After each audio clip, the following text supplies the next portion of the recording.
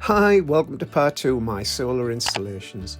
In part 1 I made this frame which one of the panels is going to fit into, but it needs a couple of coats of paint before I can get it up on the shed/pub roof because I bought untreated timber. If you haven't seen part 1, I'll pop it in the notes down below. There you go, that should do it. Clambered onto the shed roof, and with a bit of help from my lovely wife we managed to get the frame up there. Now it's a sunny day, but very windy day too, and I've had a bit of a microphone disaster, so there's going to be a few bits of talking overs going on. Sorry about my hair being all a bit Boris. We just have to find out which way's pointing south now. And I have an app for that. The lovely Malcolm gives us a lift up with a solar panel too. Now this is the app that I'm talking about. It's just the compass on my iPhone. I'm sure all phones have a different version. It seemed to be pointing in different directions though. South seemed to be moving about a bit. I'm not really sure what was going on, but I decided on that way. I'm sure that looks about right. So this is going to lay flat on the shed pub roof, but I wanted a bit of a gap underneath to let the air flow, because the wet better when the cooler apparently. So just fastening this on, 10mm. So when I'm whinging later on, this arm's hurting on my chest, we know why, don't we? If the bolts had been any longer, they'd have actually dug into there, but I did check first. Malcolm, our lovely neighbour, give us a hand again. I had to go knock on the door and drag him out, poor lad. I couldn't have done it without him. They're so heavy, these panels. I hope he doesn't feign any injuries though and try and sue me.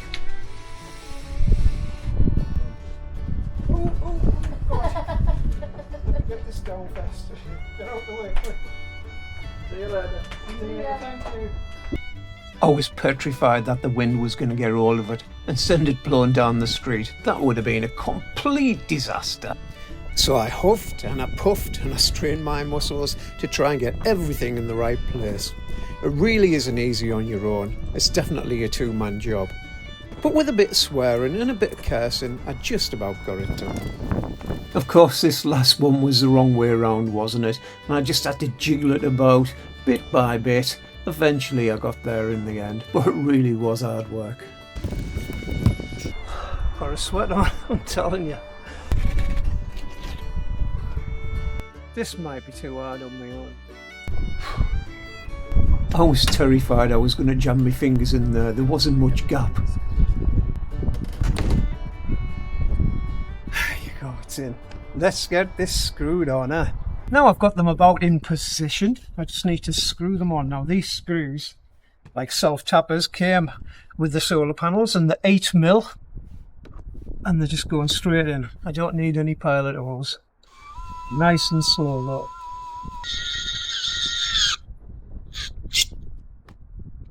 Lovely. Nice and tight. So apparently everything I've been recording's been on a time-lapse. Hey ho, it'll be quick then, won't it? Right, I'm just going to fasten these into the frame using the 8mm self-tapping bolty things. There you go, champion. God, the state of my hair. It is so very windy up here.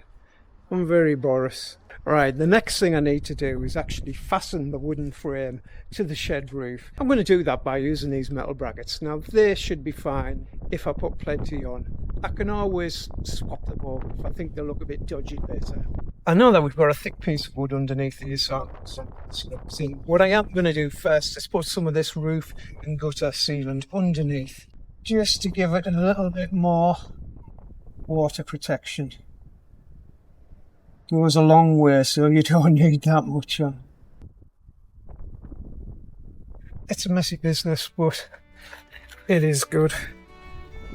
Don't know whether you can see it's all oozed out. It's not so easy.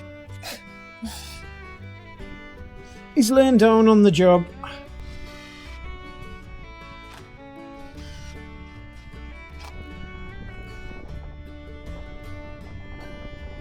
There you go, steady as a rock, that. That's not going anywhere, especially when I put up on all four legs. And some on the front, of course.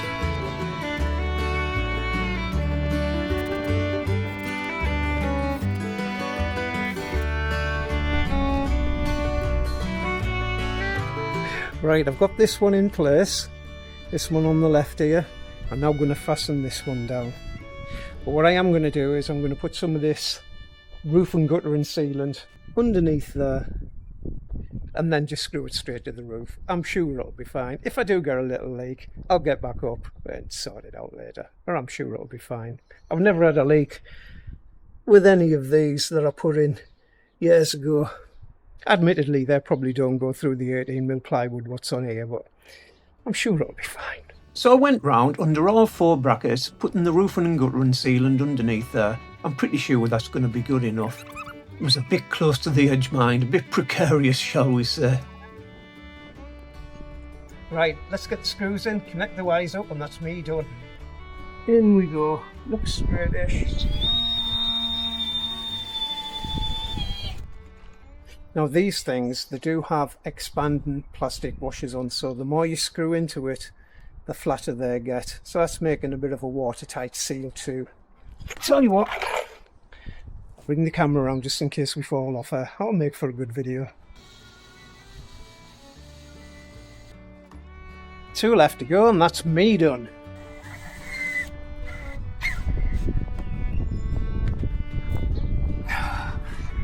Fingers crossed that ain't going anywhere.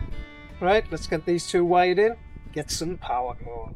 I've just got them in series at the moment because they're just going into the EcoFlow Delta Max 1600, and you can do that way. It won't, the voltage is doubled, but it can handle it.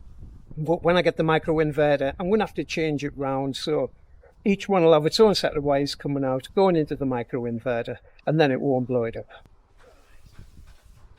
Oh. Here we go. So this is only temporary until I get the micro inverter. So don't worry about the wires being all over the place. I'll tidy them up when I know exactly where they're going to be going. Get that plugged into the power station. Let's see how many watts we get. It is 4:45 in the northeast of England, so we'll see. Won't be many. I'm guessing about... It's a tiny little bit cloudy. Maybe it's about 400. We'll see. Well, it's 100% charged, so I can't show you how much it's drawn in at the moment.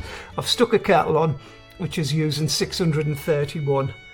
We'll wait for it to deplete a little bit, and then hopefully it'll start getting some power in. Ah, there you go. It's in the 370s now. Not too bad. Right, that's me done for now. Hope you enjoyed that. If you did, give us a thumbs up, give us a comment, subscribe and all that carry on. And I'll love you forever. Catch you next time. Bye bye now.